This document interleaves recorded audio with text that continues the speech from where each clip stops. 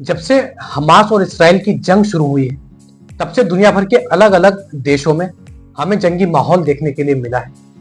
कई ऐसे सारे मुमालिक हैं जो फिलिस्तीन का सपोर्ट करते हैं और कई ऐसे मुल्क हैं जो इसराइल का इस जंग में सपोर्ट कर रहे हैं।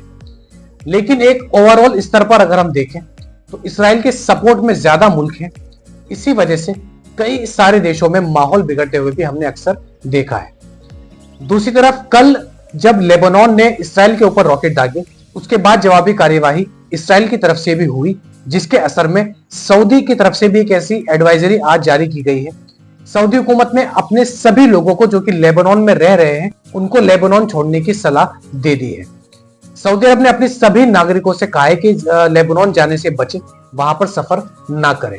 आदाब, मैं हूं ताहा नसीम, आप देख रहे हैं TN अरब हिंदी न्यूज। मैं आप लोगों के लिए लेके आया हूं सऊदी अरब से जुड़ी कुछ खास और अहम खबरें अपने सभी गैर मुल्की भाइयों के लिए।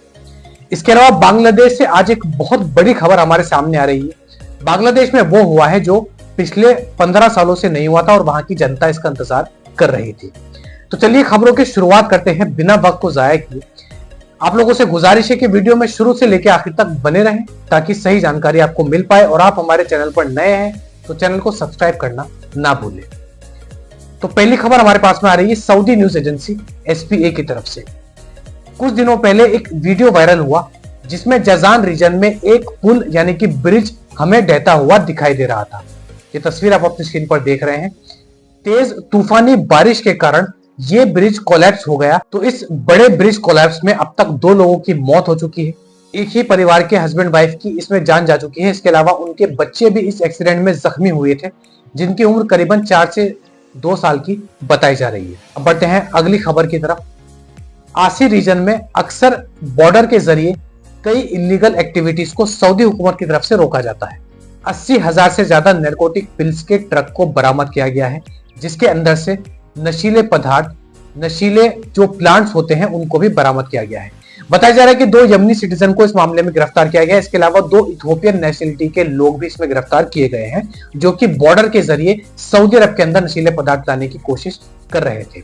इसके अलावा लगातार ज़कात, टैक्स, कस्टम डिपार्टमेंट इसके पीछे लगा हुआ है और किसी भी तरीके की इलीगल तरीके से जो सामान इंपोर्ट करने की कोशिश की जाती है सऊदी अरब के अंदर, उस पर भी लगातार वो चाहे फिर सी पोस्ट हो या फिर बाय रोड वाला बॉर्डर हो, हर जगह पर ज़कात, टैक्स और कस्टम डिपार्टमेंट वाले अपनी निगरानी रखते हैं। इसी के चलते 2 फॉरेनर्स को और गिरफ्तार किया गया है, जिनके पास से 23 किलो सिल्वर, इलीगल सिल्वर और करीबन 800 ग्राम हेरोइन भी बरामद की गई है। तो नशे को लेकर सऊदी अरब के अंदर शुरू से ही हुकूमत सख्त है और किसी भी तरीके से इसको सऊदी अरब के अंदर फैलने से रोक रही है। अब बढ़ते हैं अगली खबर की तरफ, जो कि हमारे पास में आ रही है सऊदी मौसम विभाग की तरफ से। सऊदी अरब के अंदर अगर हम गर्मी की बात करें तो निचले इलाकों में करीबन 3 महीने का और समर बचा है, यानी कि 3 महीने की और गर्मी बची है।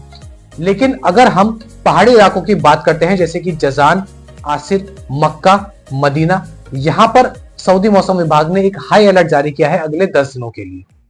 बताया जा रहा है कि इन इलाकों में अगले 10 दिनों तक भारी बारिश देखने के लिए मिल सकती है। तो सभी लोगों को सावधान रहने की सलाह भी सऊदी मौसम विभाग की तरफ से दी गई। अगली खबर जो हमारे पास में आ रही है वह आ रही है सीधा बांग्लादेश से।